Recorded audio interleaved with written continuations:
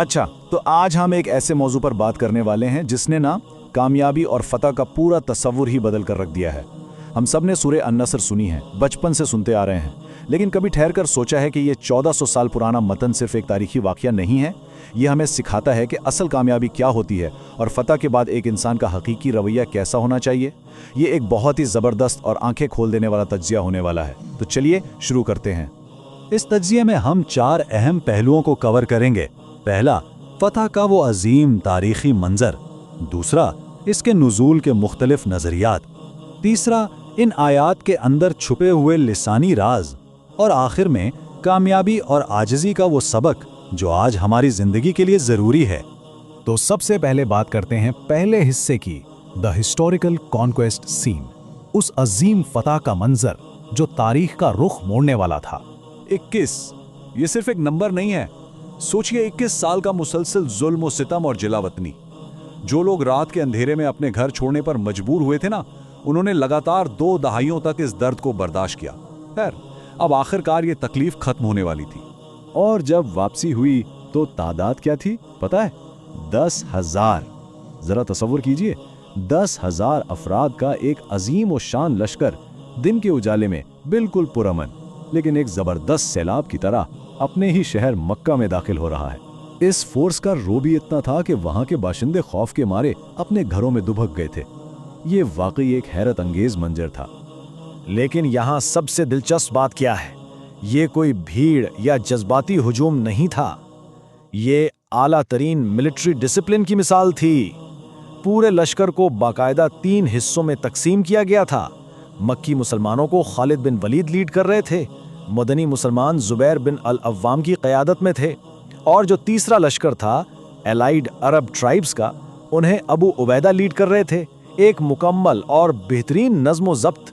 अब जरा इस पॉइंट पर गौर कीजिए। जब इतनी पावर हो, फतह मिल रही हो, तो एक आम बादशाह क्या करता है? वो सीना तान कर गुरूर से शहर में दाखिल होता है, राइट? लेकिन यहाँ मॉडल बिल्कुल ही अलग था। फतह के इस उरूज पर नबी करीम इंतहाई आजिज़ी के साथ इस कदर झुके हुए थे कि उनकी दाढ़ी मुबारक ऊंट के कजावे की लकड़ी को छू रही थी। ऐसी बेमिसाल आजिज़ी इंसानी तारीख में शायद ही कहीं मिलती है।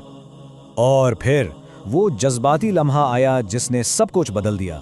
सामने वही जालिम लोग खड़े थे जिन्होंने 21 साल तक सताया था, लेकिन बदले में क्या कहा गया? बिल्कुल वही अल्फाज जो हज़रत यूसुफ ने अपने भाइयों से कहे थे, आज तुम पर कोई मलामत नहीं, जाओ तुम सब आज़ाद हो। सोचिए ज़रा, एक ही जुमले ने दहाइयों की दुश्मनी और इंतकाम को हमेशा के लिए माफ़ी में बदल दिया। फतह की एक ऐसी नई तारीफ जो दुनिया ने पहले कभी नहीं देखी थी। अच्छा, अब आते हैं दूसरे हिस्से की तरफ। 3 मेजर रेवलेशन थ्योरीज। आखिर ये आयत नाजिल कब हुई थी? ये एक बहुत ही दिलचस्प इल्मी मुअम्मा है। आमतौर पर इस सूरा को फतह मक्का से जोड़ा जाता है, लेकिन इल्मी हलकों में इसकी टाइमिंग को लेकर 3 बड़े नज़रियात हैं। पहली राय यह है कि यह हिजरत के 8वें साल ऐन फतह मक्का के वक्त नाजिल हुई। दूसरी राय इसको हिजरत के 10वें साल से जोड़ती है। और तीसरी राय, जो मुझे ज़ाती तौर पर सबसे अनोखी लगती है, वो ये है कि ये इब्तिदाई मक्की दौर में ही नाजिल हो गई थी। आइए इनको थोड़ा डिटेल में देखते हैं। 10वें साल वाली राय की बुनियाद असल में ये 1,24,000 का अजीम मजमा है।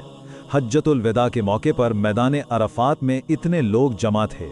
जब इतनी बड़ी तादाद के सामने ये सूरा पढ़ी गई तो बाज़ तहकीक करने वालों का ख्याल था कि ये बिल्कुल आखिरी दौर में नाजिल हुई थी, जब इस्लाम फैल चुका था और तादाद अपने उरूज पर थी। लेकिन अब ज़रा इस इब्तिदाई मक्की दौर वाले नज़रिए को देखें। ये बहुत डीप बात है।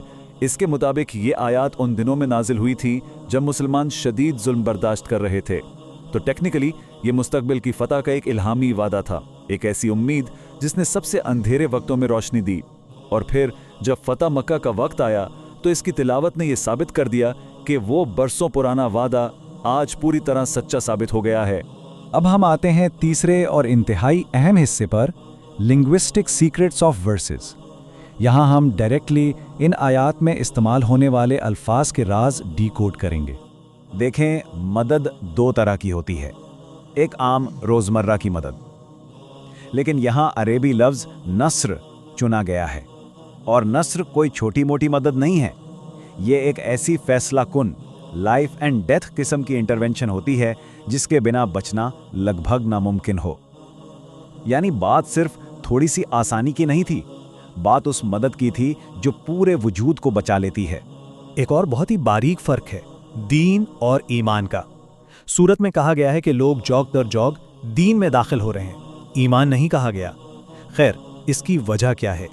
वजह यह है कि दीन ज़ाहिरी इताअत का नाम है, जबकि ईमान वो यकीन है जो दिल की गहराइयों में बसता है, और सचमुच का ईमान पैदा होने में थोड़ा वक्त लगता है।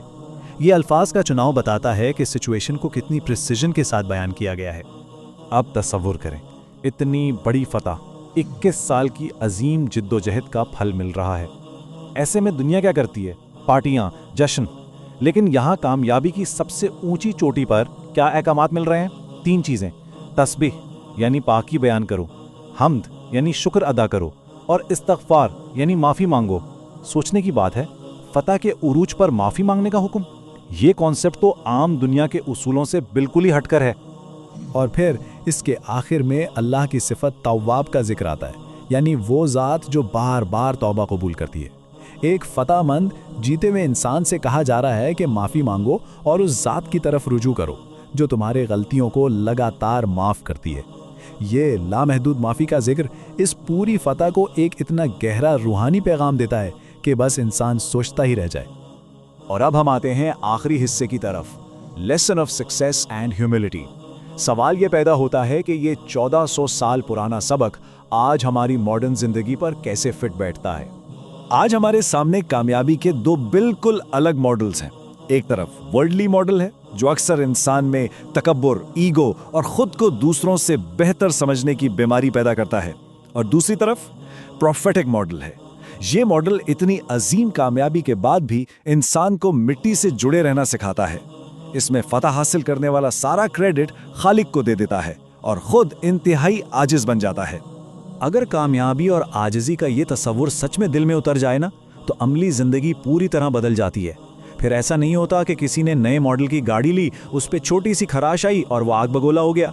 ना ही ऐसा होता है कि आला डिग्री आते ही एरोगेंस में आके भारी जहेज की डिमांड शुरू हो जाए, और ना ही दौलत आने पर लोग अपने बूढ़े वालिदैन को अकेला छोड़ते हैं, क्योंकि हकीकी कामयाबी इंसान को मगरूर नहीं बल्कि मजीद नर्म और आजिज़ बनाती है। तो तज्ज़िये के आखिर में ये अहम सवाल हम सबको अपने आप से पूछना चाहिए, जब किसी को अजीम फतह या कामयाबी की सबसे ऊंची चोटी नसीब होती है, तो क्या उसका किरदार तकब्बुर से गुब्बारे की तरह फूल जाना चाहिए, या हकीकी शुक्रगुजारी और आजिज़ी के साथ और ज़्यादा झुक जाना चाहिए? सोचिएगा ज़रूर।